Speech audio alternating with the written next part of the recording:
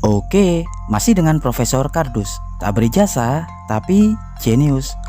Kalian pasti tahu apa itu X-ray atau radiasi sinar Röntgen. X-ray bisa dietimologikan sebagai sebuah radiasi elektromagnetik yang berpenetrasi tinggi dengan panjang gelombang lebih panjang daripada sinar gamma, tapi lebih pendek daripada sinar UV atau ultraviolet.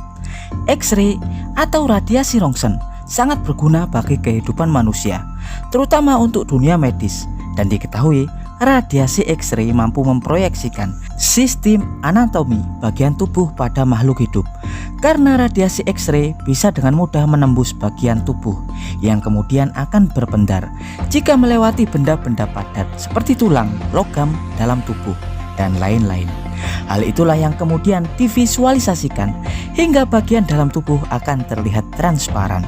Selain untuk kesehatan, X-ray juga biasanya digunakan untuk sistem keamanan atau alat detektor tembus pandang seperti pada imigrasi, bandara, dan lain-lain.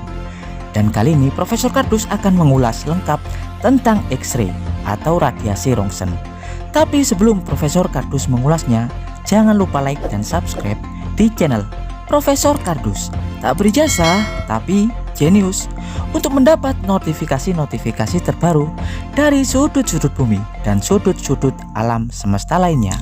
Iya, X-ray pertama kali ditemukan oleh seorang profesor fisikawan yang juga seorang insinyur mekanik dari negara Prusia yang sekarang Jerman, yakni Wilhelm Conrad Röntgen pada 8 November 1895. Saat itu sebenarnya tujuan utama eksperimen Röntgen bukan tentang sinar X, tapi tentang kelistrikan, tentang sifat-sifat sinar katoda dalam ruang hampa yang kemudian diproyeksikan dalam tabung Crookes.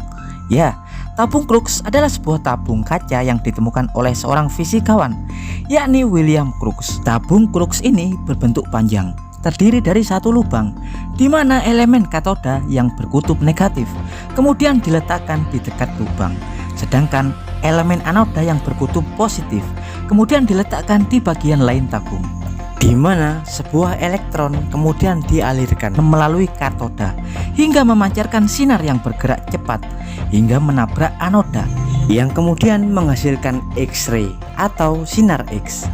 Ya, banyak para ilmuwan sebelumnya yang bereksperimen dengan tabung Crookes, tapi mereka tak pernah menyadari jika elektron tersebut dapat menghasilkan radiasi yang kemudian dikenal dengan nama X-ray. Pada saat itu, saat Röntgen bereksperimen dengan tabung Crookes, Röntgen kemudian mencoba membungkus tabung Crookes yang bersinar menggunakan karton hitam yang dicat dengan barium. Dan setelah itu dia kemudian duduk di meja kerjanya. Tapi Röntgen kemudian terkejut setelah melihat tabung Crookes yang ditutup dengan karton kemudian memancarkan sebuah paparan radiasi transparan berwarna hijau yang kemudian menembus karton hingga 2 meter. Bahkan sinar-sinar tersebut mampu menembus buku-buku di meja kerjanya. Röntgen pun kemudian penasaran dan dengan sengaja meletakkan tangannya di antara radiasi hijau tersebut.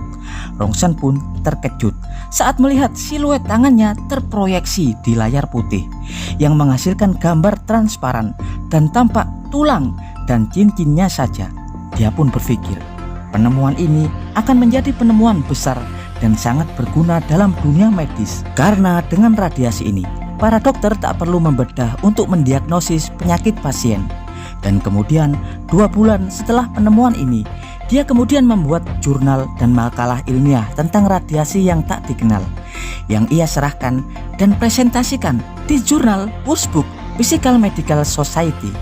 Ya, radiasi tersebut kemudian dinamakan X-ray untuk menjabarkan bahwa radiasi tersebut tidak dikenal, yang analoginya hampir sama dengan istilah Mr. X pada manusia yang tak dikenal.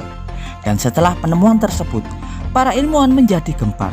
Banyak ilmuwan-ilmuwan besar seperti Thomas Alva Edison dan lain-lain kemudian mulai bereksperimen dengan radiasi X-ray, hingga cabang keilmuan radiologi mulai berkembang.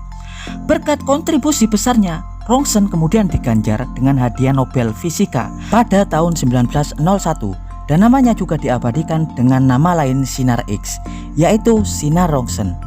Dan saat ini banyak perangkat X-ray canggih dan modern yang telah dikembangkan.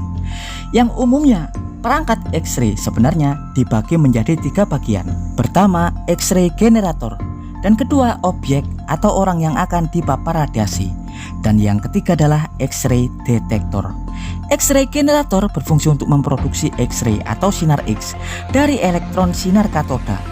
Dan setelah radiasi sinar X dihasilkan, kemudian radiasi dipaparkan pada objek atau orang atau pasien, yang kemudian tugas X-ray detektor untuk memvisualisasi dan menggambarkan struktur anatomi dalam tubuh pasien.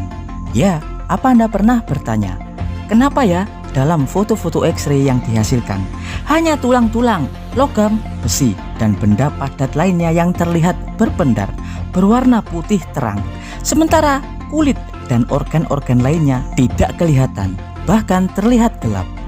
Dan itu karena saat gelombang radiasi sinar X bersentuhan dengan jaringan tubuh kita, radiasi tersebut akan mudah melewati jaringan lunak seperti kulit dan organ. Jaringan lunak tersebut sangat mudah dilewati oleh sinar X, berbeda dengan tulang, besi, dan lain-lain. Saat radiasi bersentuhan dengan benda-benda padat, diketahui X-ray akan membutuhkan waktu untuk melewatinya, dan benda-benda padat tersebut kemudian akan menyerap sinar X tersebut. Dan hal itulah yang membuat benda padat dapat terlihat jelas pada foto X-ray. Ya, dan demikian adalah informasi singkat dari Profesor Kardus tentang radiasi Röntgen. Profesor Kardus dari Universitas Würzburg, Jerman, mengabarkan.